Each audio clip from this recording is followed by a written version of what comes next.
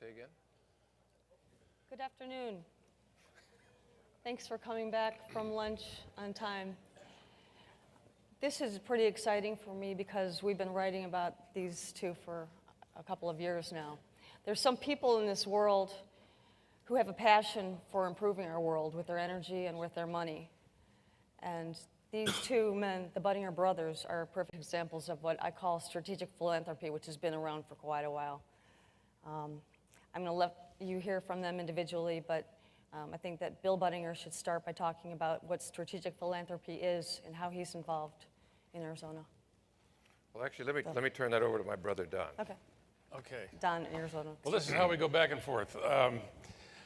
Well, let me just give you the quick Reader's Digest overview, if I could. About 5 years ago, when we hit the ground in Arizona trying to transform the public education system, as we were doing our homework with the leaders of the state, we came to realize that there was a very significant philanthropic community.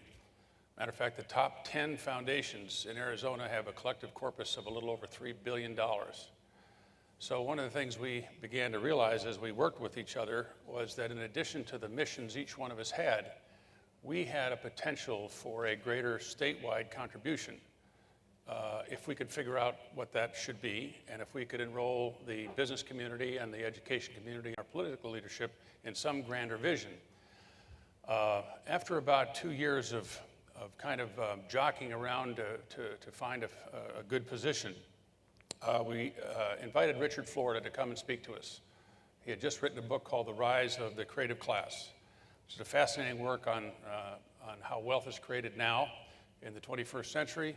And in some ways it was very disturbing because the regions of the world that are getting wealthier are doing so at the expense of the rest of the world.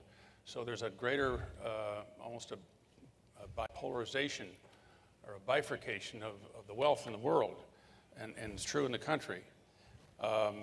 We began to realize that Arizona was a state that had relied upon its inherited assets, things like its climate and physical beauty, available water since it sat over a lake, and available land, and that probably couldn't be a model that was sustainable in the future. So there was a collective sense of taking responsibility for creating a whole new future for a state.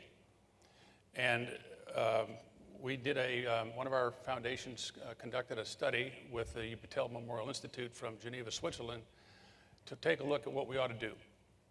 And that study came back and essentially said the industry in the 21st century is going to be bioscience. It will be to this new economy what physics was to the economy of the 20th century. So we put a team together and we went and we did research in 8 regions of the country and the world. We sent a team to Ireland, to Boston, to Pittsburgh, to Atlanta, to St. Louis, to San Diego, to Seattle, and to Singapore, including taking our governor and our political leadership in the legislature to both Singapore and to Ireland. And it was fascinating to see everybody learn something that they hadn't thought of before. And there was a growing vision that we wanted to reposition Arizona's economy higher up on the value chain. And so how do you do that? Well, we went back to the political leadership of the state and we said, we want to work this out with you. So they said to us, okay, we'll split it with you. What does it take? We said, to just get into the game, we need about $300 million. So they told us that if we would get the first $150 million, they'd match it. So we went back to one of our foundations, got a $50 million grant. We went back to another one, got a $100 million grant. We raised $150 million in about 3 weeks. We went back to the legislature and said, okay, we've got our part of this. They called a conservative Republican leader in to drop the bill. It went through the House quite quickly, passed overwhelmingly. It's now in the Senate where it's having a little rougher go, but we expect to have that completed in about another 2 weeks. And then because none of us knew how to do this, this is very complicated. As you saw last night, this is the leading edge stuff. What Larry's lab showed us, absolutely extraordinary. And to get to that level, when you're below that level, takes more than just catching up. It takes what we call leapfrogging. So we went around the world looking for somebody who had experience in leapfrogging in bioscience. And we went back to Ireland And we're pleased to find that we were able to hire the leader of the Science Foundation Ireland to become the leader of Science Foundation Arizona. He was at the end of his contract. We didn't make him the most generous offer, but we made him a challenge that he couldn't resist. So for us, what we learned is, the moral of this story is that private citizens with a few resources, with a little entrepreneurial and enterprising sense, with a pinch of leadership skill from 4 or 5 key segments of the society can literally transform a state, and I don't know, build perhaps a nation. But anyway, that's the short version of what's going on in Arizona. When you said that you hired Bill Harris, what kind of results did Bill Harris have in Ireland? Well, if you study Ireland's history in the last 15 years, it's really extraordinary. They went from last in personal income in the EU to first in 14 years. In the early to mid-90s, they brought in all the big pharma guys and the semiconductor folks. Intel built a plant there early on. They learned how to break the code for bringing foreign investment into the country. In some cases, they lowered taxes. In other cases, they actually increased them. But they got a better blend, a more efficient balance between where to invest with lower taxes and where to harvest that investment from proper income taxes. And then Bill Harris came in 2000 and kind of put the frosting on the cake with doing the bioscience. And essentially what he did and what we learned from him was you can't hire world-class scientists to work in a silo. They want to be with other world-class science, and they want to be with world-class scientists of their own peer group. And there's so many parts of the personalized medicine part of this, where there may be 2 or 3 researchers working on something, and they need that 4th one. But he or she's not located in where you're starting. And so we have a commitment to be the leaders in discovery for bipolar, and for autism, and for Down syndrome, and for Alzheimer's. That's really amazing. I think also what we should touch on is the difference between philanthropy and strategic philanthropy. And you're a perfect example of what strategic philanthropy is, by involving all the different groups. Can you talk about that a little bit? Well, I don't know that we're experts on the definition, but I think the traditional philanthropy was that if a family made a lot of money and they gave it back to their communities, they built libraries, they built all kinds of medical facilities. Checkbook philanthropy. Pardon me? Checkbook philanthropy. Checkpoint philanthropy, yeah. Checkbook. Checkbook philanthropy. Well, giving back to the community in some defined area, and we have led the world in generosity, and that's important, that's continuing, we need to do that, but that's very different from strategic philanthropy, which is a strategic investment in some defined goal that moves the whole society. It's a totally different kind of effort, and I think as our generation now retires and have had the good fortune to accumulate some wealth, we can reemploy it back in a very different way. Bill and I are working as hard now as many hours a week as we did when we were building our company, and it's just as exciting, and it's just as rewarding, it's just as scary as it was when we were building the company. This all came about because I made a phone call to Bill about 3 months ago, and I said, "What's new?" That's what he said. That's what's new. Strategic philanthropy, also you explained to me, it involves the public, the private, and it's a passion that of a whole circle of groups with a common passion, instead of individuals who have a certain amount of funds going to a certain. Right. Well, okay, let's say if you took a traditional philanthropic effort, like you wanted to build a hospital.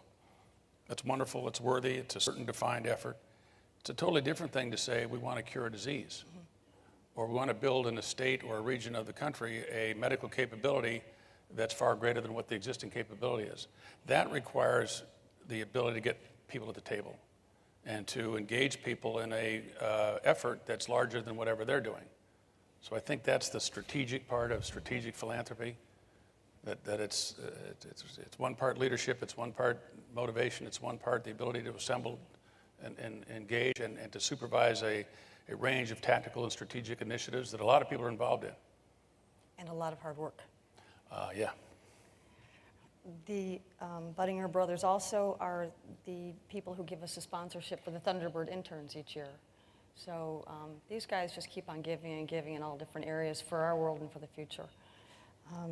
Now, actually, I could correct the names now, or I could just keep on going the way I was. Well, it's time for Bill to. Bill, I'll call you Bill this time. Bill, can you tell me what you're doing? You're doing something completely different in a different area.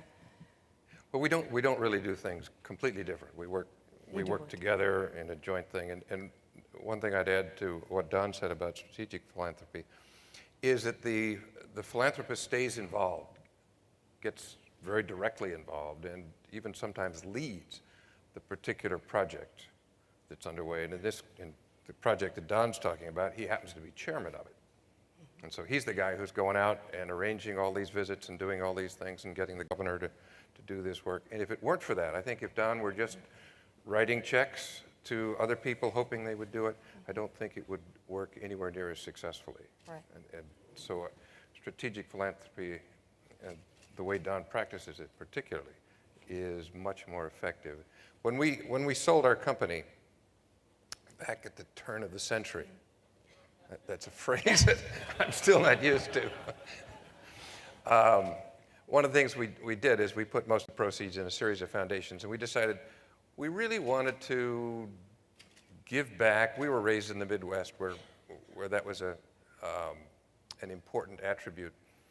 And how to do it, how to make a difference. And we concluded, after looking at a lot of different possibilities, that to reform American public education, which is kind of like tilting at windmills, was really, if we could really do it, the best thing we could do. K-12 education, or even now pre-K to 12 education. So we picked the two states where we have factories, which is Arizona and Delaware. And we, instead of writing grants, we set up teams whose sole purpose in life is to bring about this transformation of education in their states. And then if that works, those will serve as templates that we can go out with and hopefully convince other states to do the same thing. In the process of doing that, and we're actually having some success in those two states, but in the process of doing that, we learned that reforming or transforming public education is really a political process. Trying to figure out how to make better schools is not rocket science. All the information's on the shelf. We know how to do it. We know how to make superb schools. We can make the best schools in the world. We know how to do it. Having the political will to do it is a whole different ballgame. And so the next thing that happens then is the focus shifts from the education establishments themselves and the environments they're in to the political environment. And when you do that, all of a sudden, you see something that's really not pretty. So in addition to the other things that we're doing, a year ago, we started a project called the Aspen Institute Rodel Fellows in Public Leadership. And that's been a tremendous amount of fun. There we take, it's modeled after the Aspen Institute's Crown Fellows Program, which I know some of you know about. And there we take 24 young political leaders each year, 12 Democrats and 12 Republicans. And these are elected leaders who have the potential, the ambition, and the realistic possibility of becoming the top political leaders in the nation, the people who will become the future decision makers. And we put them through a 2.5-year course, which constitutes about 35 days of workshops, and we take them through a study of our value system, the value system that underlies America. Where did it come from?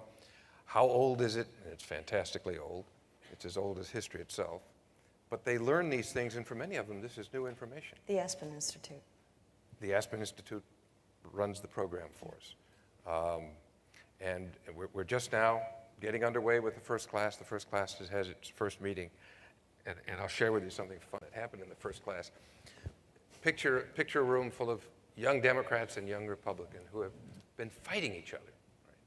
Right? And they get together, and we start talking about Aristotle and Confucius and Mencius and all of these folks. And they get so excited about the possibility that they could do something together. Now, most of these guys, they're in this business not to make money. If you want to make money, you don't become with a few exceptions, you don't become, hopefully you don't become a politician. Most of them are in there because they want to change the world. They all have some idea of making a better world. That's why they want to do it. And they very quickly forget that because it's, as you all know, it's a money game. And they get totally preoccupied with having to raise enough money so that they can have a job next term. And they forget why it is they entered that field in the first place. So here is this room full of folks, and they get so excited about what's happening and what's going on that they decide to issue a joint bipartisan manifesto about how to fix the country. And they really got excited about this. Now, fortunately, cooler heads prevailed and said, wait a minute, we're way too far out ahead of our constituents here. We'll all get fired if we do this. So let's figure out a cleverer way. But the point is that even in one 4-day session, and these are intense 4 days. If you have done programs at the Aspen Institute, they're rigorous. In one 4-day session, most all party identity just dropped away, and they started caring about nation and what needs to be done. And we were surprised that it happened so quickly. This is what we were hoping for, but we had expected it would take quite a number of sessions. I mean, the way it's supposed to be. Yeah. Yeah, the way the Founding Fathers envisioned it, with their deep fear of partisanship. And these young people you're talking about, they include senators and what other kinds of people? We can't use senators because the Senate has a rule about accepting free transportation and lodging in the United States, and so we can't use senators. We could use House members, but the House stayed in session right through the program, and now the House, you may know, has passed or has been working on an ethics bill which would preclude any House member from any project like this. And the group is headed up by a former Republican congressman from Oklahoma, Mickey Edwards. And he succeeded in getting a provision in the new House ethics bill that will specifically allow this program. But now they're going to run Congress right through when we had the session scheduled. So we are not sure the role that House members are going to play. But what we've got is we've got lieutenant governors, and we've got mayors, and we don't have any dog catchers, but we do have a lot of state treasurers, people who are definitely on the way up. Right. So the key, this is by invitation, is that correct? Absolutely, by invitation only. So the key is to, before they become senators, to invite them to your program, to get educated to become a world leader. Is that right? Yeah, we got to catch them while they're young and flexible. And this program's been in effect for how long? Our first class met in December of last year. And it's a 2-year. It's a little over. It takes a little over 2 years. It'll be 35 days, and it'll include a week for them in China and a week in the Middle East. Right. Yeah, Sharon, I think the moral here is that if you have an ambitious goal, even for just a state, it really becomes a political issue, or it takes a political dimension or skill to solve it. And so at the end of the day, everything we and others want to do may take a transformation of the country's political system. Right. A better way to do business than we seem to be doing it now. And I don't think we realized that when we started this. Yeah, that's true. Sort of like wag the dog. So where do you see, when I said separate, I didn't mean, of course they're intertwined because the Rodel foundations work together so closely. That's all part of what the power of both of your organizations is to work together. Mm-hmm. You know. Well, Don is president of the whole thing. We're partners and teammates, and They're great compliments to each other. It's interchangeable. But you're in Arizona, and you're in Colorado. Thank God you're not in the same state. I don't know what they would all do. So where do you see, Don, where do you see things happening in Arizona within 3 to 5 years? Well, we've got an interesting game going on because we obviously, with this process, we have a lot of pushback. The leadership of the state and the legislature is a far-right Republican group, and they have great difficulty with 2 aspects of this. One, they don't believe that the public and private sectors ought to work together. There's a very defined role for government. There's a very limited role for government. So this is a whole new open game for them that has them very nervous and concerned. And the other thing is that some people don't believe bioscience is the future. They don't see the merits of that. So we have a significant selling job to do, and we're going to need some wins early on. I think what we're doing in Arizona is the way of the future. I think it's time for the citizens to stand up and say, okay, if it's not working, we're going to take responsibility. And we're going to roll up our sleeves, and we're going to gather the resources. We're going to get the people at the table that can get big stuff done. It's not up to them, it's up to us. Even though we elect them, we're responsible for them. So I think Arizona will become a model of how to get this done in what, frankly, is a very tough place to get something like this done. Barry Goldwater would turn over in his grave if he saw the research product that comes out of the institute that bears his name. I know the things we say stay in this room, but... Well, we hope to follow up with you next year to see how you're doing next year. And what do you think, Bill? Where do you think the Aspen Institute will be with their program in 3 to 5 years?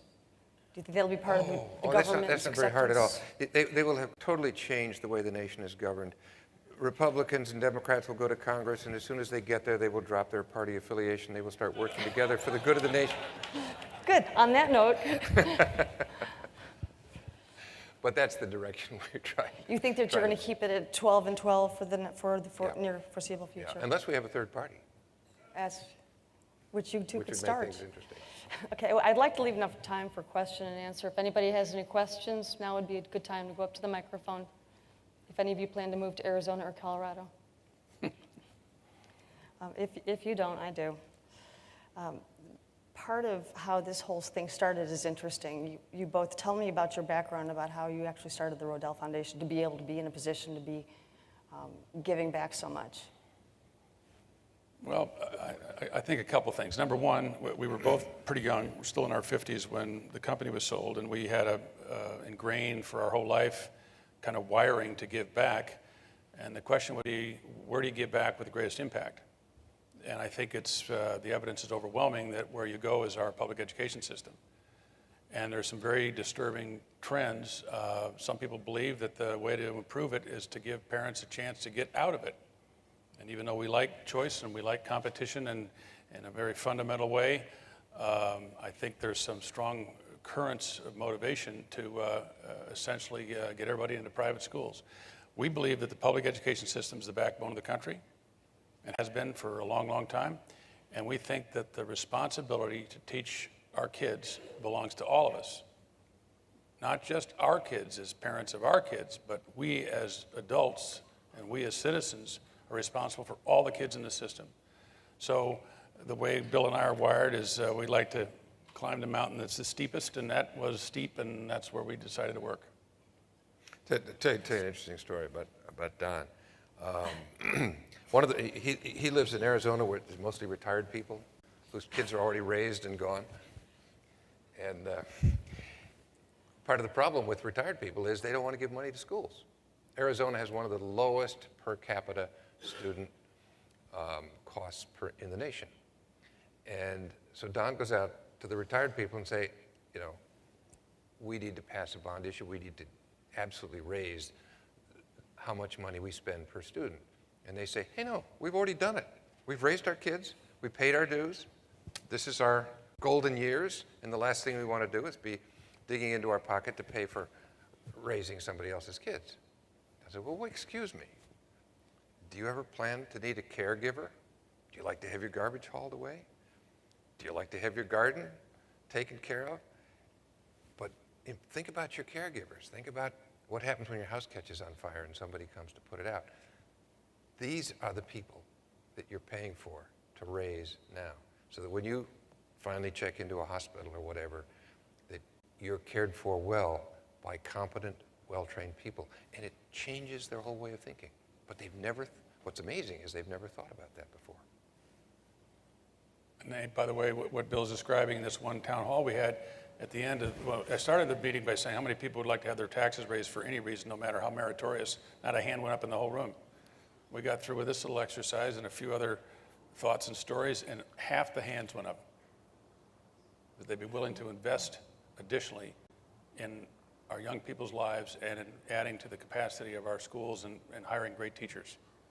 So when the story's told, when people understand, I think they climb on board. Yeah, great. Okay, Question? Yeah, And please tell me who you are, too. Peter Biddle. I'm curious about how you're seeing integration. It sounds like you're partnering with government on education in Arizona, but what about religion? There's been a strong movement in that direction in various parts of the country. I'm wondering how you're managing that. Still believe in the separation of church and state. I think quite candidly, part of the ideology in the world's major religions is a huge problem. It keeps discovery from occurring, it keeps learning from occurring, it keeps tolerance from blossoming. With all due respect to whatever religion we all may belong to, I think it's a serious issue. It is, and it greatly affects education.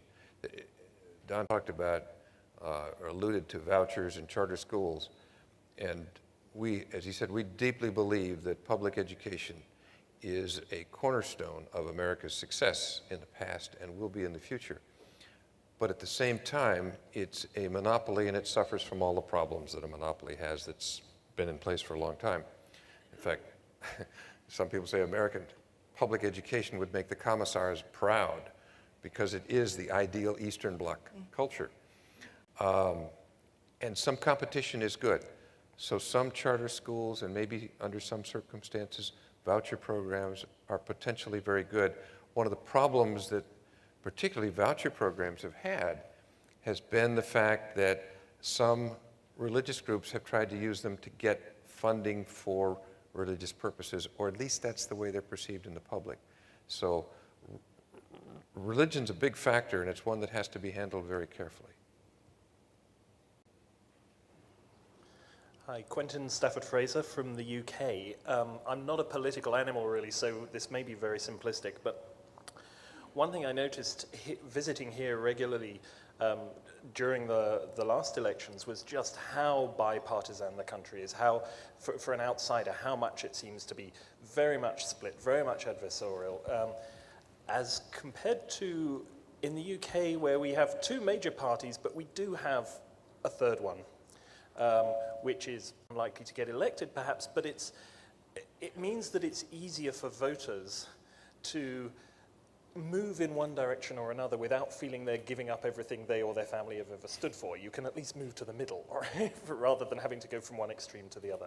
And I think what you're doing about trying to bring the political leaders together is great in terms of understanding each other as humans. Do you understand the country, your country, the way I, as an outsider, see it? And is there anything you can do to bring voters close together so that they understand it's not quite so black and white? You got I have a 20 quick seconds. answer.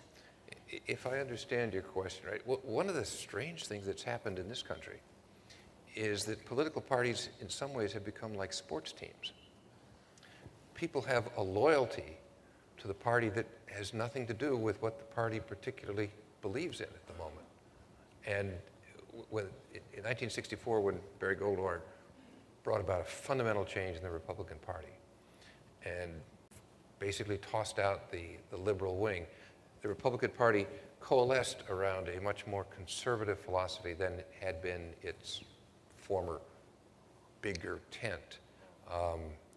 And that helped consolidate this sense of sports team identification.